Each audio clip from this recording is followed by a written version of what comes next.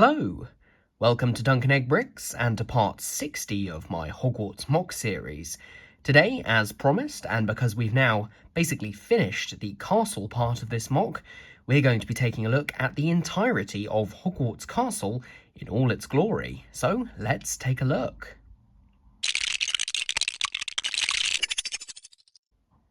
Now, while I say in all its glory, that may be a bit of an overstatement, as that glory has been slightly diminished due to the way I've had to display this. I was originally intending on displaying it on the bed in the spare room, but unfortunately after trying that out, it really was just too unstable a surface, especially with some of the taller towers. They were really just falling over as soon as I put them down. So I've had to go ahead, and this is going to be a little bit of an awkward get up. I've had to put it on the floor instead, so it's a little bit awkward, but I have managed to just fit it round the corner of the bed there, and I have managed to get everything in place. I will take a step back in a second just so you can get a better view of the castle in total, but there we go. It's still a little bit rocky as the floor's not very even. Same thing you get in lots of old houses, but I think it's pretty impressive. And believe it or not, this is actually the first time I've ever put the entirety of Hogwarts together in the way that it's meant to be put together. Obviously, I used to display these two sections joined up as they're designed to be, and then that section was on the end. Things have now moved around onto different shelves, but this is the first time that it's all been displayed in its proper configuration. So I'm going to get up. It's going to be a lot of me trying not to trip over things in this video, so I will just go over here. Excuse my shadow, and you can get a good look at the proper layout of Hogwarts as I have always intended. So I'm not going to go through the interiors in this. This is mainly just going to be an overview of the castle layout, future plans, where I think I'm going with it. If you want to do look at the interiors, of course, the previous 59 parts of this series do have lots of details about all of them. So I'm just going to give you some good shots looking at the castle in different ways, kind of angles you might not have got before. I do appreciate, obviously, that a lot of these buildings do have open backs, so you only really have half of a tower here, and then some of the buildings there are a little bit cut off. So it was never going to be absolutely perfectly display worthy from all angles. That was never the intention. And I always knew it was going to be a little weird having a kind of completed front here and then being able to see the back of the tower there. Something I might do in future is go ahead and create either a hinged or a detachable back to go on there, just to kind of tidy things up. But at the moment, things are absolutely fine. And it's worked out exactly the way I hoped. Everything here lines up perfectly. There are a couple of amendments I need to do, especially to the little banister there, basically leaving a gap in it and smoothing out the stairs so that they go through that doorway to McGonagall's classroom and also through here to the divination classroom. But everything matches up there pretty well, including the floor levels down below. So yeah, it's actually really cool to see everything like this, and it's a shame that I've not been able to do this before. Shame I didn't do it when I had a bit more floor space with the previous setup, but this is really such a minor disadvantage compared to the advantages of the new display bookcases and also actually having a proper guest room. So there we go. What I'll do, I'll just work through from the oldest parts of the castle to the newest. This has been built over the past 2 years. I actually started it during one of the lockdowns here in the UK because there really wasn't much going on. And yeah, it's grown and grown and grown from there. And I'm so thankful to the support of everybody who's been following me since then and everyone who's joined in the meantime. So let me take you through on a whistle-stop tour of all the pieces of the castle, going from oldest to newest. So first of all is the Great Hall. This has undergone a couple of modifications since it was initially built. It was raised up by 2 bricks in height, or 1 window's worth. It was also lengthened by 2 studs. Various other amendments have been made inside as well, but very happy with that. Then we've got the courtyard, which I recently did a modifications video on. The original courtyard was okay, there's a video on that, and then obviously gone and modified it and much happier with the result. Got the stairs down to the boathouse and the boathouse itself. That's a pretty nice build. Only slight problem is that it doesn't really fit on the shelves. It actually is just completely off the edge of the shelves. I did go through a couple of variations where I tried to make the stairs go straight down or turn through a 45-degree angle up here. Wasn't really happy with either version, so at the moment I'm just going to keep it like it is. Boathouse just gets popped next to the stairs when it's on display, and yeah, if I ever take it to any kind of exhibition or brick fair or anything like that, then I'll be able to go ahead and display it properly. Boathouse is not quite big enough for a normal boat, but you can just see Gollum hiding there in his little, or rather on his little boat there. And yes, that might be a little bit of a tease as to what set I'm going to be getting next that's going to be coming out very soon.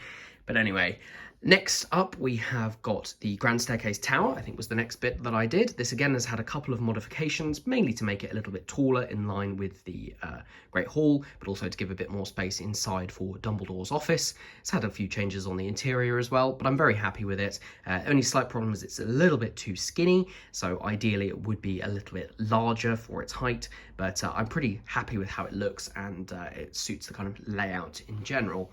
Then we have got the stone tower building and the stone tower there. This hasn't changed a huge amount, it's mainly the internals that have changed since I built it. The viaduct there, another very simple build, leading over to the viaduct entrance building, which was the first kind of really complicated building that I did with a lot of snot work, so studs not on top for the towers at either end. Very happy with that. Progressing down through the castle, I'm just going to shift around here and try not to kick things. Behind the viaduct entrance building, we have this kind of adapter piece that fits on the back, and then we have the central tower, including the Ravenclaw common room and dorms, and then we have this extension on the side, which includes the Moaning Myrtle's bathroom and the Charms classroom, and then we have the long gallery here, which of course has the Defense Against the Dark Arts class. It has Lockhart's office, Umbridge's office, and also the Room of Requirement in its Dumbledore's Army headquarters, guys. I'm probably not going to go ahead and get that Dumbledore's that Room of Requirement set that's coming out, just because it doesn't really interest me, and I don't really have space for it. I may go ahead and bricklink the Grey Lady at some point. Then the bell towers down at this end, which I still need to put an interior inside. It's really kind of bare in there at the moment, but I'm sure I'll think of something to actually put in there, possibly the Prefect's bathroom. Still got that really nice stickered stained glass piece to use. Then we've got some grounds around here. This isn't necessarily in the correct order. Got the greenhouse, which I'm very happy with. The grounds here, you've got Harry flying Hedwig. Then you've got a flying lesson going on there. This little archway here was inspired from that flying lesson set.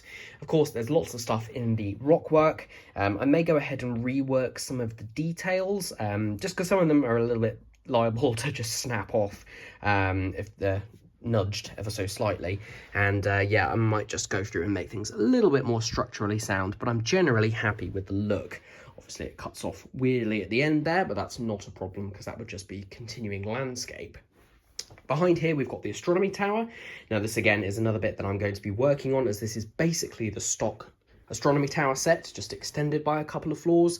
I do have a what I think is a better design, still based on this but modified, and yeah, I just need to go ahead and get the pieces and get that all organised. Then that's where we kind of left it 10 parts of this series ago, and actually we've made quite a lot of progress in 10 videos, or 9 videos really, as we've done all of this back extension bit here. So again, I'm going to shuffle round and try not to knock things over and just perch awkwardly.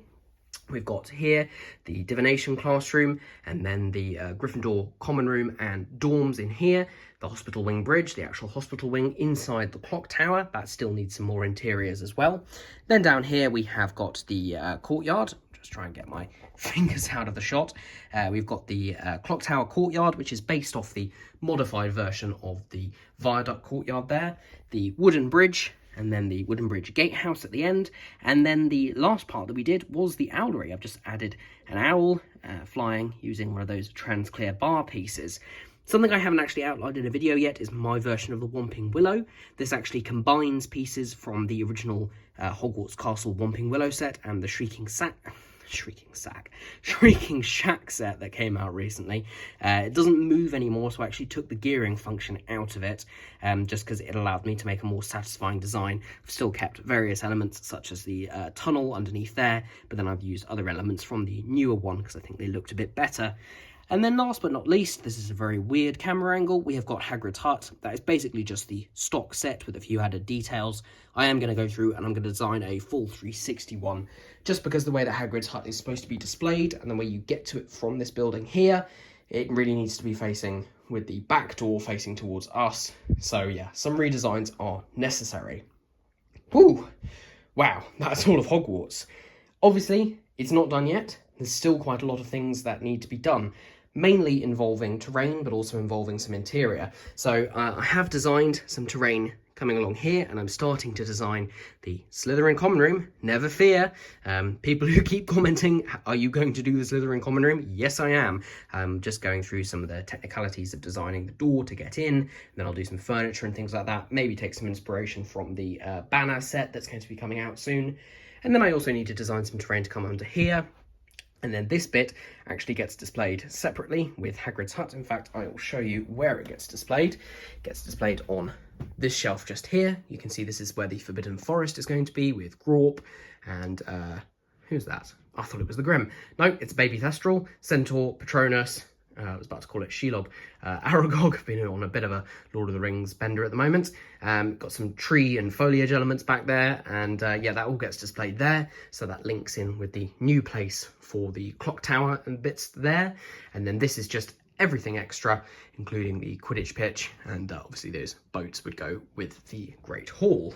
So, whew, that was a very whistle-stop tour of my Hogwarts. It's really cool to see it displayed like this. I would really like to take this to a brick fair or con or exhibition, whatever you want to call it.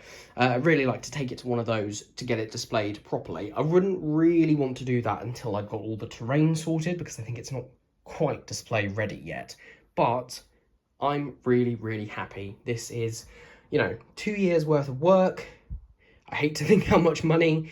It's about 16,000 pieces now, if you include the bits I've already kind of mocked in on my studio design for the terrain under there. So let's call it 15,000 pieces maybe, which is a huge amount. And yeah, it's taken a lot of time, a lot of effort, but I'm very, very proud of it.